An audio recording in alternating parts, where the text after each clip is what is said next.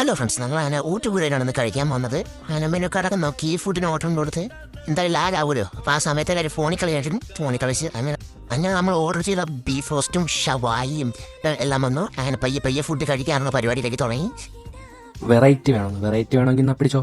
ഇതിൽ നിന്നൊരു beef roast എടുത്ത് കറി മുക്കി പൊറോട്ട അങ്ങോട്ട് എടുത്ത് അങ്ങോട്ട് കഴിച്ചാൽ നല്ല അടിപൊളിയാണ്, ഒരു മനസ്സുകൊണ്ട്.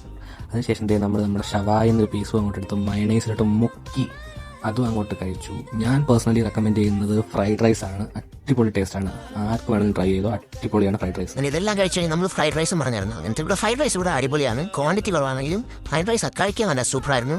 അങ്ങനെ ഇതെല്ലാം കഴിച്ച് ഫിനിഷ് ആക്കിയിട്ട് നമ്മൾ പാഴ്സലും മേടിച്ച് ബില്ലും അടച്ച് ഇറങ്ങി. പിന്നെ സ്പോട്ട് ഇടുന്ന വെച്ചാൽ എല്ലാവർക്കും അറിയാലോ, നമ്മുടെ പരവൂർ ബസ് സ്റ്റാൻഡിൻ്റെ തൊട്ട് ഓപ്പോസിറ്റാണ് കട വരുന്നത്.